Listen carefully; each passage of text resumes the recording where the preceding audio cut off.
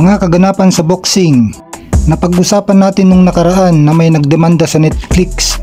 Ang nagdemanda ay isang Netflix subscriber, isang Amerikanong casual fans. Dinemanda niya yung Netflix dahil sa paghahang o pagbabuffer ng live stream ng naging laban ni na Jake Paul at Mike Tyson sa hindi magandang kalidad ng palabas. Napakadaming anang nanood dito sa laban ni Jake Paul at Mike Tyson. Tinatayang 65 million na kabayan sa Amerika. Ito nga, pinangalanan na yung nagdemanda. Siya ay si Ronald Blue Jeton, taga Florida, USA.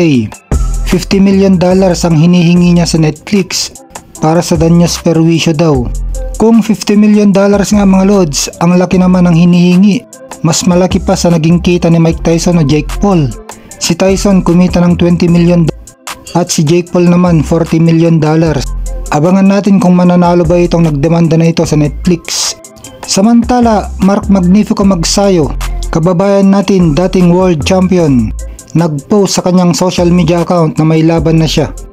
Ayon mismo nga kay Magsayo na December 14 ang kanyang laban, nagaganapin sa Thunder Studio, Long Beach, California. Residente itong si Mark Magsayo sa California, pero hindi pa naman pinapangalanan ng kanyang makakalaban. Si Magsayo bata pa, 29 years old, kaya may pag-asa pang maging world champion muli. May magandang record na 26 wins, 2 losses with 17 knockout. Mataas ang kanyang ranking sa kasalukuyan. Rank number 3 siya sa WBC Super Featherweight Division. Number 5 siya sa parehas na WBO at WBA. At number 7 siya sa IBF. Kaya pasok siya sa top 10 sa lahat ng 4 na sanctioning bodies. Sa kampo naman ni Magsayo, partikular si Ole, ay inoferan ng kampo nila ang top contender sa WBC na si Eduardo Hernandez ng Mexico. At sumagot na nga ang manager ni Eduardo Hernandez. Hinihingi niya at hinahanap yung kontrata.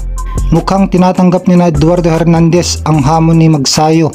Malaki ang laban nila kung sakali. Ito ay para sa WBC interim title. At kung sino ang mananalo sila, lalaban na sa championship fight kay current WBC world champion o Shaki Foster. Pero ulitin natin mga lods, di pa pinapangalanan ng makakalaban ni Magsayo ngayong December 14. Kaya abangan natin. Samantala, hinahype naman ng WBC itong sunod na makakalaban ni Monster Inoue na si Sam Goodman, na isang Australiano, isang undefeated, may record na 19 wins, 0 loss with 8 knockout. Mandatory ito na Inoue sa kanyang IBF belt. Pero syempre dahil 4 na belt ang hawak ni Inoue kasama ng WBC, kaya nakikialam din itong WBC sa marketing ng kanilang laban. Syempre superstar si Inoue, malaki ang kanilang kikitain na sanctioning fee. Ang laban nila ay sa bisperas ng Pasko, December 24 sa Ariake Arena, Japan. Idinidiin nga ng WBC ang 4 na panalo na Australian Sam Goodman nung nakaraang taon, 2023. Ito nga, tinalo niya sa decision si TJ Doheny na nakalaban na rin ni Inoue at ninockout ni Inoue. Tinalo din ni Sam Goodman ang mga dating walang talo at mahuhusay na sina Raiz Debisalim at Xiong Liu. Kaya gustong iparating ng WBC sa mga fans na competitive ang laban nina The Monster Inoue at Sam Goodman. Kahit tingin naman ng mga fans, nalalamunan lang ni Inoue itong si Sam Goodman. Maski nga itong pambato natin, pinaka-exciting na Filipino fighter sa ngayon na si Janriel Casimero, ay sinasabi na mismatch ang laban at hanggang 5 rounds lang si Goodman kay Inoue. Samantala, sinabi ni dating Unified Super Bantamweight Champion Stephen Fulton na ang abilidad ni Naoya Inoue na makapagpatama ng malakas na suntok na hindi nakikita ng kanyang kalaban ang siyang naging dahilan ng pagkatalo nitong si Stephen Fulton. Pag nakikita naman daw niya ang suntok ni Inoue at dumadapo sa kanya, nararamdaman naman din daw niya ang pressure nito, pero kayang-kaya niya itong tanggapin. Pero yung mga suntok daw ni Naoya Inoue na hindi niya nakikita, mabibilis kasi ang mga suntok ni Inoue at short punches, kaya madaling idapo sa kanyang kalaban.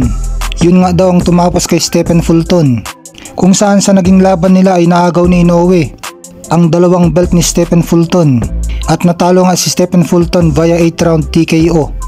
At dahil sa mahusay na abilidad na ito ni Inoue na makapagpatama na hindi nakikitang suntok, ay tingin ni Stephen Fulton na top 1 o top 2 para sa kanya na best pound for pound fighter ngayon si Inoue. Kung nagustuhan niyo ang ating video mga lods, paki-like naman. Salamat!